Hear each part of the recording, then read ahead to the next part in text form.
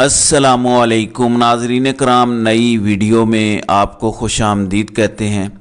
London plan पे मिनवन अमल हो रहा है, लेकिन लंदन प्लान का अल्टीमेट गोल क्या है, अल्टीमेट बेनिफिशरी कौन है, इसके हवाले से आपको आगाह करता हूँ।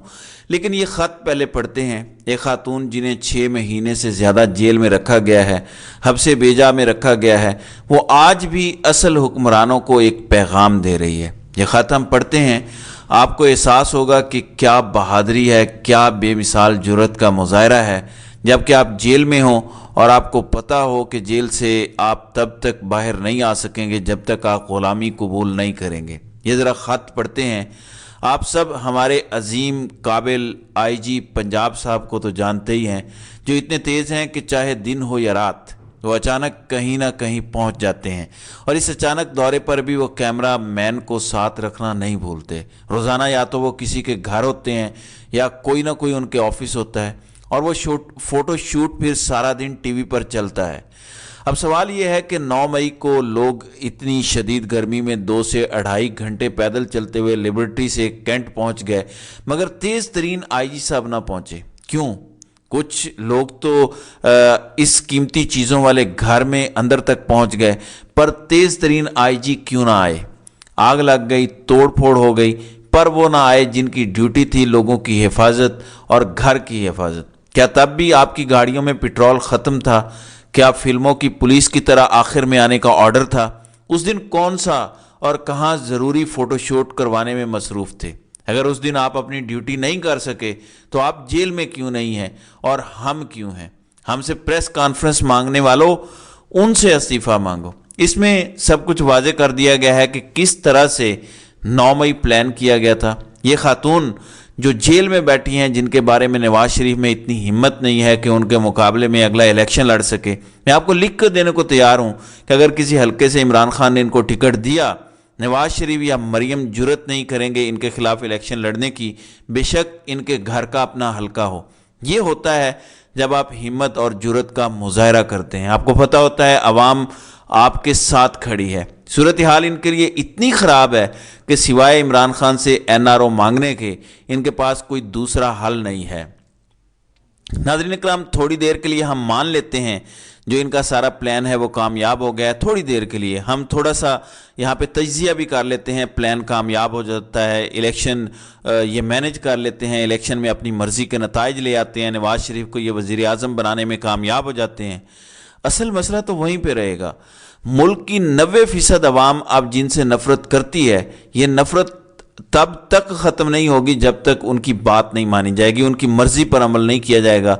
मसला तो वहीं का वहीं है। अगर मसला ना हो, लोगों को क्यों अगवा किया जा रहा है, क्यों मारा जा रहा है, क्यों मज़म्मतें करवाई जा रही हैं, क्यों प्रेस कॉन्फ्रेंसेस करवाई जा रही हैं? सिर्फ इसलिए कि अवाम तस्लीम कर ले कि हम बुरे नहीं हैं, बुरे कोई और हैं। क्योंकि 76 सालों से यही फ्रॉड किया गया है कि बुरे हम नहीं हैं। कभी सियासतदान बुरे हैं, कभी ब्यूरोक्रेट्स बुरे हैं, कभी अदलिया बुरी है, कभी अवाम बुरे हैं।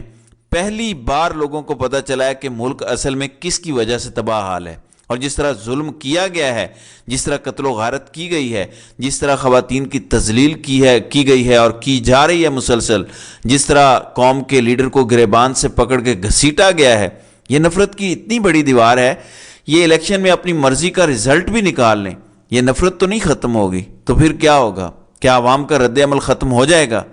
क्या अवाम मोहब्बत और फूल नचावर करना शुरू कर देगी? ये नफ़रत और बढ़ेगी। और ये है हकीकी तौर पर मसला।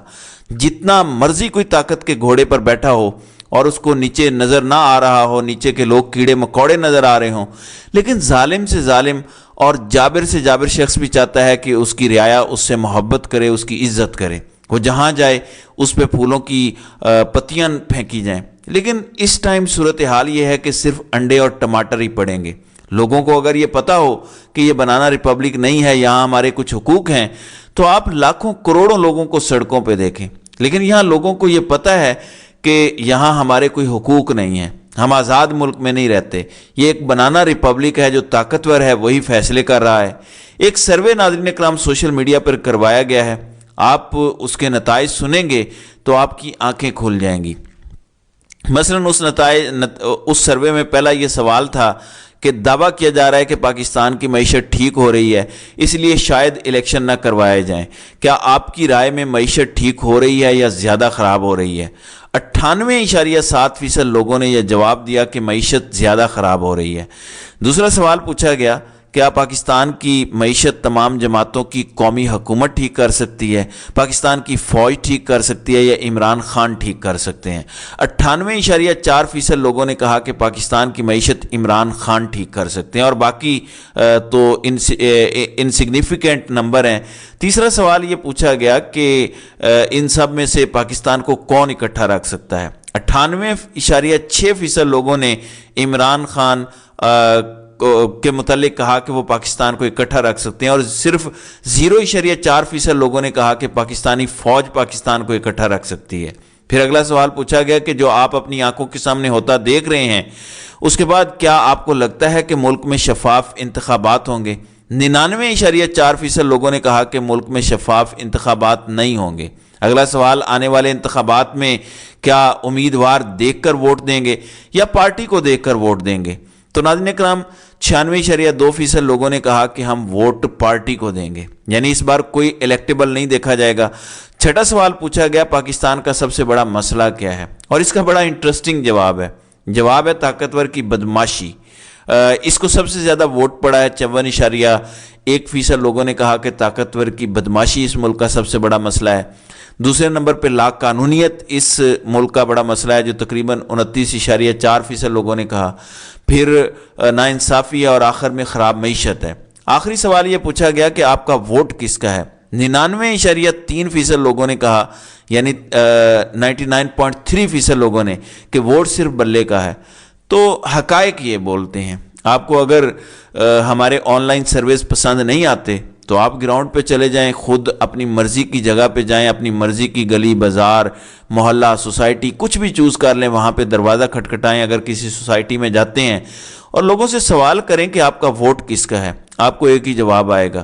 یہ وہ حقیقت ہے جو ایک الیکشن مینج کر کے بھی آپ جھٹلا نہیں سکتے۔ نواز شریف کبھی بھی قوم کا لیڈر نہیں تھا، وہ ایک سیاستدان تھا۔ اس کی اسٹیبلشمنٹ سے دوستی کی وجہ سے اس کو لوگ ووٹ دیتے تھے، لیکن صورتحال یہ ہے کہ اب لوگوں کو سمجھ آ گئی ہے کہ اصل مسئلہ کہاں ہے۔ تو اب جو اس سائیڈ پہ کھڑا ہوگا پنجاب میں، اس کو ووٹ نہیں ملے گا۔ یہ نئی گراؤنڈ ریالٹی ہے، اس کو سمجھنا پڑے گا سب کو۔ لوگ سوال کر رہے ہیں کہ لندن پلان کا اصل بینیفیشری کون ہے؟ دیکھیں ناظرین اکرام، اتنا کچھ کیا گیا، مارا گیا، لوگوں کو قتل و غارت کی گئی، ارشد شریف جیسے عظیم صحافی کو شہید کیا گیا، ضلع شاہ جیسے معصوم کو ٹارچر کر کے مارا گیا، عمران خان تک کو گولیاں ماری گئیں۔ آخر کیا طے ہوا، کیا ڈیل ہوئی ہے؟ ناظرین اکرام، جو میرا تجزیہ کہتا ہے وہ یہ ہے کہ اس کا الٹیمیٹ بینیفیشری نواز شریف نہیں ہے، بلکہ اس کی الٹیمیٹ بینیفیشری مریم نواز ہیں، اس لندن پلان کی۔ یہ میرا ذاتی تجزیہ ہے، یہ میں کسی خبر کی بنیاد پر نہیں کہہ رہا۔ حالانکہ کچھ ایسے لوگ جو نون لیگ کے کافی قریبی سمجھے جاتے ہیں، وہ یہ بات بھی کر رہے ہیں کہ شاید نواز شریف سال یا 2 سال وزیر اعظم رہیں گے، پھر سیاست کو خیر آباد کہہ دیں گے اور اپنی بیٹی مریم کو اپنے جانشین کے طور پر سیاست میں چھوڑ جائیں گے۔ یعنی اس کا حقیقی معنوں میں مطلب یہ ہے کہ اگر نواز شریف 1 سال وزیر اعظم رہتے ہیں تو پھر وہ استعفیٰ دیں گے اور مریم نواز کو نیشنل اسمبلی سے ملک کا وزیر اعظم چنا جائے گا۔ یعنی الٹیمیٹ بینیفیشری اس لندن پلان کی مریم نواز ہے۔ بالکل ایسے ہی ایون فیلڈ کے جو 4 فلیٹس ہیں جن کی آج تک رسیدیں نہیں آئیں، ان کی بینیفیشل آنر بھی مریم نواز ہیں۔ بالکل اسی طرح لندن پلان کی بھی بینیفیشل آنر مریم نواز ہیں۔ اب پلاننگ تو بڑی بڑی ہو سکتی ہیں، لیکن جب عوام کی اکثریت ایک فیصلہ کر لیتی ہے، اس کے آگے پل نہیں باندھا جا سکتا، بند نہیں باندھا جا سکتا۔ جیسے پانی کو نہیں روکا جا سکتا، اس کے بہاؤ کو تبدیل کیا جا سکتا ہے، روکا نہیں جا سکتا۔ اگر عوام نے فیصلہ کر لیا ہے ہم نے آگے بڑھنا ہے، تو اس سونامی کو کوئی روک نہیں سکتا۔ اس بار الیکشن والے دن عوام کا سونامی باہر نکلے گا، اور جس سونامی کا عمران خان نے 2011 میں آغاز کیا تھا، اب وہ حقیقی معنوں میں عوام کا سونامی بن کے ٹکرائے گا اور اس جبر اور ظلم کے نظام کو پاش پاش کر دے گا۔ بالفرض جس کے چانسز بہت کم ہیں، بالفرض ان کا منصوبہ کامیاب ہو جاتا ہے، جو نظام یہ کھڑا کریں گے وہ چل نہیں سکے گا، اور بالآخر پاؤں تو عمران خان کے ہی پکڑنے پڑیں گے، اور اسی لیے عمران خان سے ڈیل مانگی جا رہی ہے۔ تو اس تھوڑے کو کہے کو زیادہ سمجھیے گا۔ تو ناظرین اکرام، آپ کی اس ویڈیو کے حوالے سے کیا رائے ہے؟ آپ اپنی رائے کا اظہار کامنٹ سیکشن میں ضرور کیجیے گا۔